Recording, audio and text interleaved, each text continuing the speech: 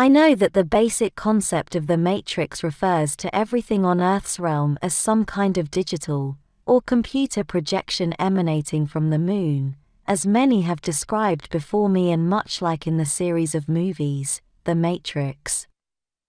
But although there is a lot of truth to the digital part of existence, digital as in everything there has a numerical value, or a simulation, as described by some theoretical scientists on Earth.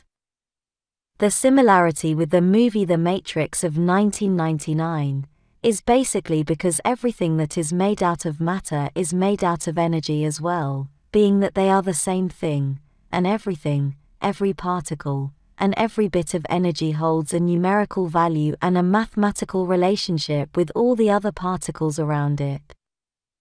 So much so, that matter and energy can be manipulated by many star races using very high technology, much as I have described in my video, Consciousness, Oneness, Gravity, and the Numerical Universe. But besides that strict and literal numerical universe, what I'm referring to specifically is the entire world, or universe, a being forms or manifests for itself, using its perception, its awareness, and the agreements it formed with other beings like it.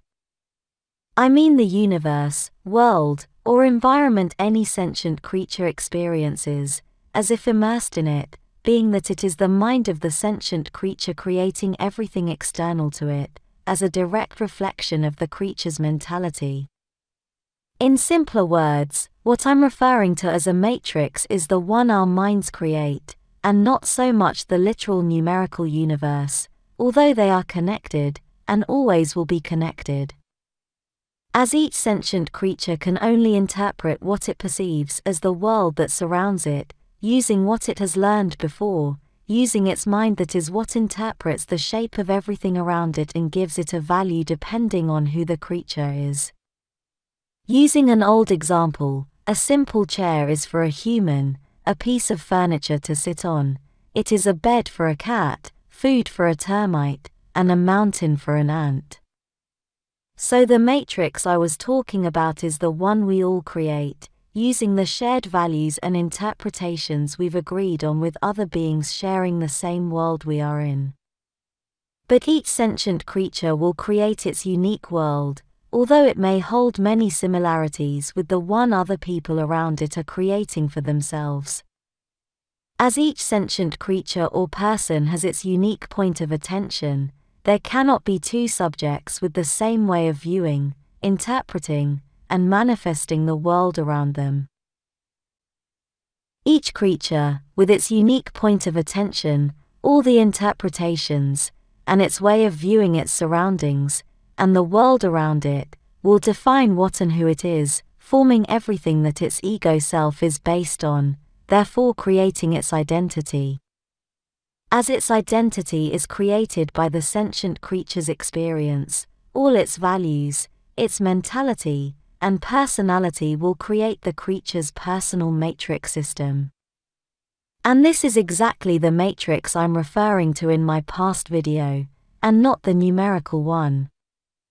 As each creature is its matrix, be it that it may share most of what defines it with other similar creatures by their agreements of perception, it will take that personal matrix with it wherever it goes. And with it that, the subject will always interpret its surroundings with its perception lens made of all its values that have formed its very ego identity in the first place. The reason why I said that no one can escape the matrix is that each sentient creature is its own matrix, therefore it cannot escape itself. The creature will always take its matrix with it wherever it goes. This is a very strong reason why the Galactic Federation cannot simply free humans from Earth and let them freely roam the galaxy, because they would export all their not-so-advanced values to wherever they go. Let's face it, most humans on Earth simply are not ready to be interstellar. They are full of nasty bad habits, and I need not enumerate them for you, as you know them all very well. Although there are many elements common to all human, or Lyrian civilizations all around the galaxy, Earth civilization and culture are unique to that planet, and as many things are simply not so good, to place my statement lightly, it should stay contained where it is. But here I'm talking about not exporting the Earth's matrix, and all that defines it.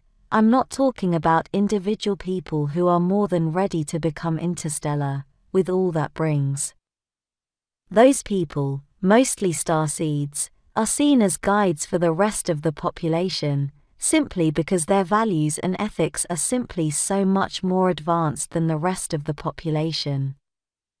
And they are seen as guides from higher planes of existence, from the ethereal realms, and not only by the physical Federation. Those guides are said to be there by choice, simply because they want to help other lesser advanced souls because they have already advanced in their soul journey and they know the way. The problem here is that although some Federation restrictions may be logical, for example, those that strive to contain the worst part of humankind there on Earth until they evolve on their own, the Federation's restrictions are also imposed on that much more advanced group of souls in a very unfair and unethical way. The Federation excuses itself by saying that a group of souls knew what they were up to when they decided to incarnate on Earth, with this disregarding the need of those souls to be able to expand and evolve on their own and in a free way, because those restrictions level them with the rest of the population when in fact they cannot be treated as average as their ethics and values are so much more advanced. And many of those advanced souls may have had enough of life on Earth, wanting to go back to their star family. These Federation restrictions are containing them as in jail in an unfair manner because most of them are destined to finish their incarnation there before being able to go back to their star families. But going back to why no one can escape the Matrix, I was referring to no one can escape their own personal matrix, because they are that personal matrix itself. But this can also be seen as a very good thing, because it means each sentient person has full control over their world, over its matrix. Because although it will never be an escaping from that personal matrix, what they can do is evolve to form a much better personal matrix, not only in the next life but starting now and during the present incarnation. All that each sentient creature must do is work on itself, work on building its soul, and the world it perceives around it will change accordingly, as whatever it perceives as external to its ego self, in reality, is only a mirror creation, a reflection of who that soul truly is.